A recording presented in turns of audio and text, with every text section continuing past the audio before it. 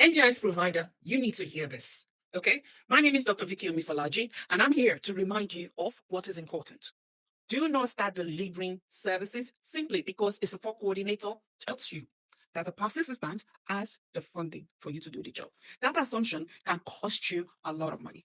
Before you provide a service, you need to make sure that you understand what the participant is actually funded for, how much funding is available, and whether your service fits within that funding. Because here's the problem. Not every support coordinator understands how to interpret the plan. Some don't have an idea. And some providers make dangerous mistake of thinking, well, the support coordinator referred the participant, so the funding must be there. No. A referral is not a guarantee of payment. If you continue delivering services without properly checking the participant's available funding, you could end up over servicing the participant.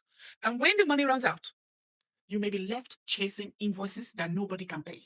So protect your business. Before commencing services, clarify the participant's funding, the relevant budget, the planned dates, the agreed frequency of services, and how much has been allocated for your support. And don't just rely on verbal assurances. You document it. Have a clear service agreement. Have a clear understanding of the budget. Monitor utilization as services are delivered. And if something doesn't make sense, stop and clarify it before you continue. Because being told, don't worry, there's enough money in the plan, is not financial control. NDIS providers need to understand something very clearly. You're responsible for protecting your business. Support coordinators can be valuable partners. They can. But partnerships does not mean blind trust. Verify first, deliver second. Because providing thousands of dollars in services and discovering afterwards that there was never enough funding available is an expensive lesson that you do not need to learn.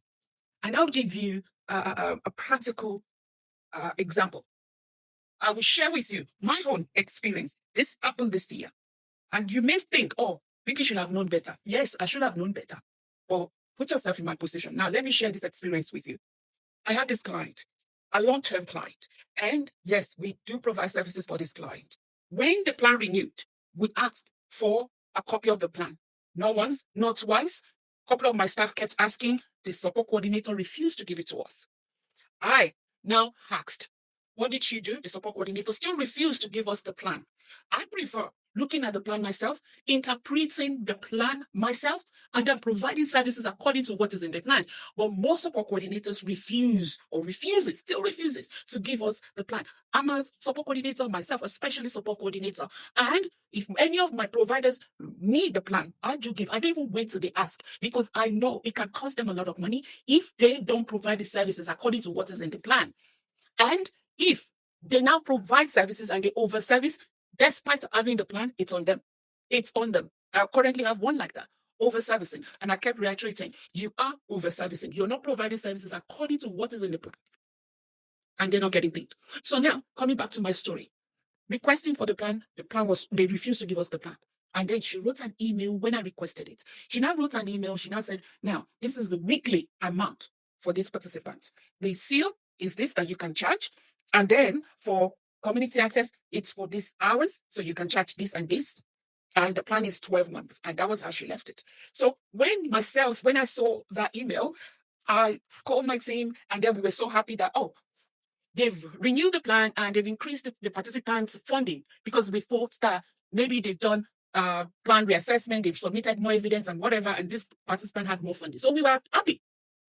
3 months down the line, we kept charging what she said we should be charging. 3 months down the line, we sent our invoice and it was rejected. So we made a call. The plan manager said, you need to talk to the participant. So we called the participant had no idea. So we contacted the office to speak to the support coordinator. Then we were told that the support coordinator had resigned only that week. So they said somebody else that will be assigned to the participant will give us a call. So 2 days later, the person sent an email that she was the new support coordinator. And then I tagged her in the email that was sent by the support coordinator. This was what we received. Despite asking, you can see the email thread, asking for the plan. But she emailed us this. And she asked us to be charging this, and that's what we've been doing. So how come you say this? I take offense to that. Don't you ever use that word for me. And we left it at that. And then we eventually agreed to still continue to support the client till the end of our plan. Very, like we're supposed to be charging this. We started charging this. We had no choice. But the point that I want to get to here is be very careful. Be very careful. We are all providers here. Support coordinators are also providers. They may not have an idea of what they're talking about. So what I ask for is, if you cannot give me a copy of the plan, usually most of the planners, when they put together the plan, they also attach an email. The part that has to do with me, whether it's SEAL, whether it's therapeutic services, whatever it is, just screenshot it and send it to me. Let me make my own interpretation, because you interpreting for me may cost me. And that's something that I don't want to be, I don't want that to happen to me. So providers, listen and listen carefully. Don't be blind when you're working with support coordinators, supporting your client, because some of them, they have no idea of what they're doing. They don't understand it. They don't understand how to interpret the plan. It can cost you a lot of money, a lot of headache, and grief. That's just what I want to share with you. Until my next video, you all take care, remain blessed.